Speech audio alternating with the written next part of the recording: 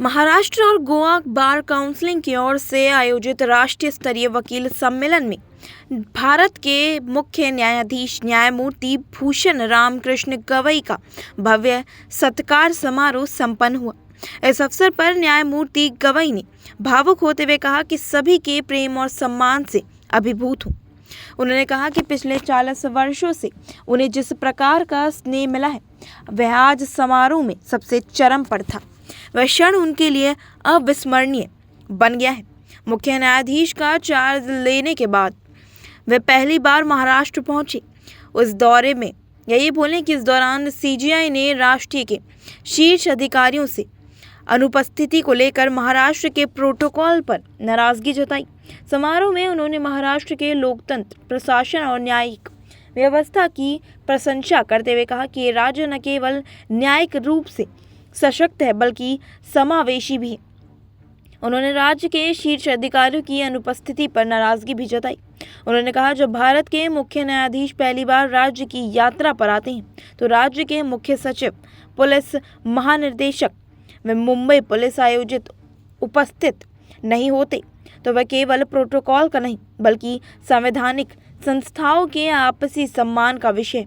मुख्य न्यायाधीश ने अपने जीवन के संघर्षों को साझा करते हुए कहा कि उन्होंने अमरावती की झोपड़पट्टी में रहकर नगर निगम के स्कूल से शिक्षा प्राप्त की।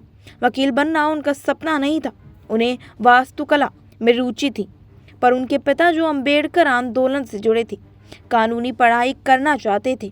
वे स्वयं परीक्षा नहीं दे सके, लेकिन उन्होंने चाहा कि उनका बेटा इस मार्ग को अपनाए और वह सपना उन्होंने आगे बढ़ाया। वहीं मुख्य न्यायाधीश ने गर्व से कहा कि सुप्रीम कोर्ट की भवन समिति में रहते हुए उन्होंने डॉक्टर बाबा साहेब अंबेडकर की प्रतिमा लगाने का सुझाव दिया था, जो आज साकार हुआ है। नागपुर पीठ ने पद संभालने के निर्णय को लेकर उन्होंने अब उस टाइम यह बोले कि उस समय सरकारी वकीलों की तनख्वाह बहुत कम थी, जिसमें वह संकोच में थे, लेकिन अब उन्हें प्रसन्नता है कि उनके वह अवसर स्वीकार किया। उन्होंने संविधान के 75 वर्ष की यात्रा उल्लेख करते हुए कहा कि इस वर्ष में उन्हें देश के मुख्य न्यायाधीश बनने का अवसर मिला है। उन्होंने अंततः सौभाग्य की बात कही। उन्होंने विश्वास दिलाया कि लोकतंत्र के तीनों स्तंभों न्यायपालिका, विधायिकी और कार्यपालिका ने देश को सामाजिक और राजनीतिक न्याय देने का कार्य किया है।